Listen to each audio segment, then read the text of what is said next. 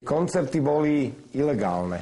Robilo sa to tak, akože svadba, prenajala sa miestnosť, v Prahe sme raz hrali koncert tak, že vymyslená svadba, dvaja ľudia sa vzali, oslava, spravil sa tam punkový koncert a ja neviem, za týždeň možno potom to manželstvo rozpustili, alebo proste takéto veci sa robili.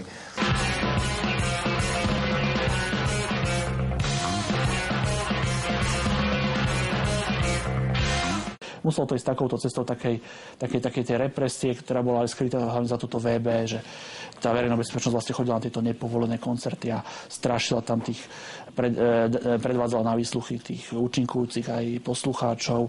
Moja mama mi po protekcii v banke vybavila devizový prísľub a ja som ako mladý chalan odišiel v 82. roku na koncerty sa pozrieť do Anglicka. A donesol som si stavil také anglické tričko, keďže Angličania sú dosť takí šovinisti a radi chodia vo svojich vlastných vlajkách. Donesol som si tričko, ktoré bolo také ramienkové a bolo spravené z anglickej zástavy. A potom sme išli na turné, ktoré začínalo na východe Slovenska a ja som si toto tričko s anglickou zástavou dal na seba. A hneď na zvukovej skúške prišiel za mnou nejaký mladý človek a povedal mi, že aby som si ho dal dole. Hneď mi týkal, síce som bol mladý, tedy som si z toho nerobil hlavu, či mi niekto týkal, alebo nie, ale ten štýl bol taký, ma zaskočil, že som spieval do mikrofónu, skúšali sme mikrofóny, aparáty, maršaly a on prišiel na drzovku ku mne a hovorí, daj si to tričko okamžite dole. Ja som si nerobil z toho absolútne ťažkú hlavu. Absolútne som ho nerešpektoval, ale zaujímavé na tom je, že som sa vrátil domov a už ma na vysokej škole v prvom ročníku hneď čakal prípis. A ten mladý človek, ktorý tak na drzovku išiel ku mne a hovorí, aby som si dal tričko dole, nakoniec vysvetlil, že to bol príslušník EŠTB a poslal prípis na farmaceutickú fakultu Univerzity Komenského, kde som ja študoval a dekan si ma predvolal v zmysle, aby som už takéto tričko na seba nikdy nedával. Tak som povedal, že dobre.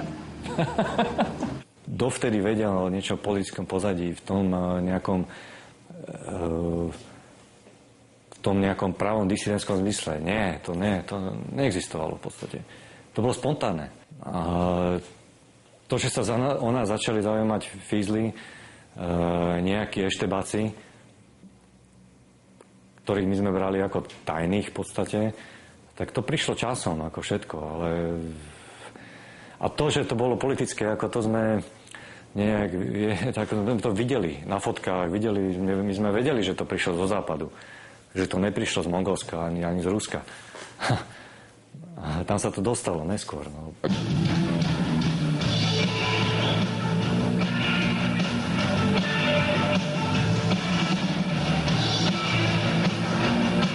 My sme nerobili žiadnu disidentskú činnosť, ale ukázalo sa, že tá disidentská činnosť bola v tom, že sme začali organizovať šnúry rokové, také ako sa robia vonku. A že ľudia to proste masovo berú. Takže to bola taká necieľavedomá vlastne dizidentská činnosť, keby sa dalo povedať. Ale to, že by nás sledovali, to by ma nenapadlo. Boli pomerne dobre informovaní, však informátori boli všade. Na niektorých sme došli, niektorí dodnes behajú medzi nami. V tom mamute sme sedeli pri stole asi 12 alebo 15 pankáčov a teraz akože pankáči, postavte sa sem občianske a tak sme rôzne dali občianske a teraz, že poďte so mnou. A taký tam bol chlapík vedľa, vlastne to boli tie dlhé stoly, tam sedel chlapík a húzmal alebo kačicu živú, vieš, v kabeli. A teraz, že ty si nepočul, a normálne ten s tou kačicou išiel do Antona, lebo oni si mysleli, že sedí s nami, že patrí k tomu a tá kačica tam gágala v Antone, vieš, aj na fizliciu mal položenú. Väčšinou nasadili policajtov, mladých policajtov, ktorí chodili len do školy, tak ich poobliekali do kvázi punkového oblečenia a nasadili medzi nás, vedeli, že chodíme do mamuta, tak ich tam kvázi vyslali. Väčšinou sa takýto chlapík prezradil nechtiac behom 3-4 dní a väčšinou od nás dostal nakladačku, následne my potom sme dostali nakladačku na policii, že sme im zbili kolegu. Potom vytvárali aj z tzv. Punkerov vlastne pod nejakým tým nátlakom a hrozbami. Niektorých zlomili, podarilo sa im to, ktorí potom donášali, alebo keď nedonášali, tak pri výsluchoch povedali aj čo nevedeli. A som presvedčený, že členovia žiadnej bratislavskej punk rockovej kapely neboli nejako zainteresované v tom, že by nejako donášali. neviem akože o fanúšikoch alebo o nejakých našich kamarátoch, s ktorými sme chodili na pivo a na koncerty, to akože za to by som možno ruku do ohňa nedal.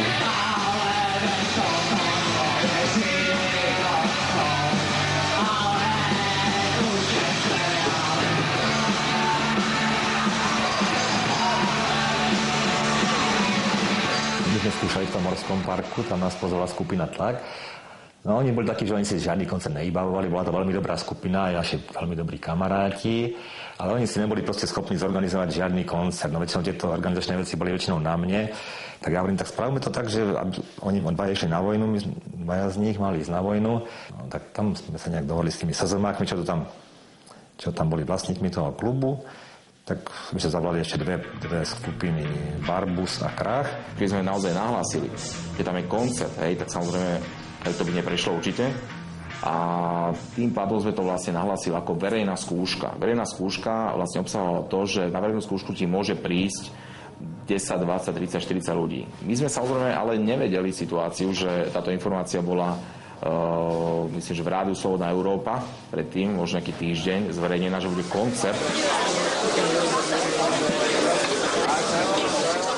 A to sa tak rozšírilo po celej republike, že tam došli ľudia z Prahy, z Brna.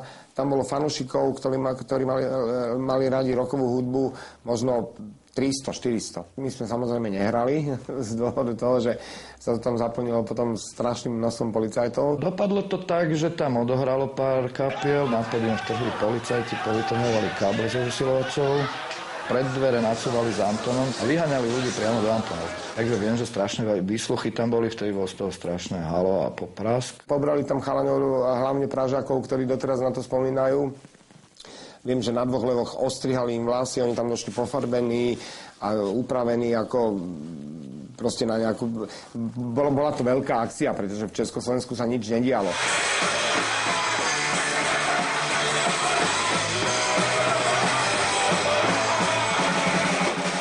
Študovali na vysokej škole, napríklad čo sme študovali my, väčšinou z Tlaku, tak si nás vlastne povolali, do Horského parku, kde nás vlastne nejaký ten pán alebo ten predstaviteľ jasne povedal, že vy študujete na vysokej škole a že teda bolo by dobre, keby ste to doštudovali. Hej. O 5 ráno ma zobrali z domu, to už tam mali, to už vypočúvali tých ľudí na chodbe a tí povedali teda, že alebo našli mu nejakých ľudí tie pozvánky, čo som rozposielal a teda aj našli tam aj moje fanziny inflagranty. Tak tam už to potom bolo také so mňou také ťažké, no, že obvinili z nedovoleného podnikania, lebo SZMáci tam sa vybralo nejakých 10 korún, tak SZMáci povedali samozrejme, že tie peniaze išli pre nás. Potom organizovanie nedovoleného zhromaždenia, druhý trestný čin a tretí nedovolené šírenie zakázaných tlačovín, tak to približne to bolo. Tak vtedy som išiel domov s takou malou ričkou.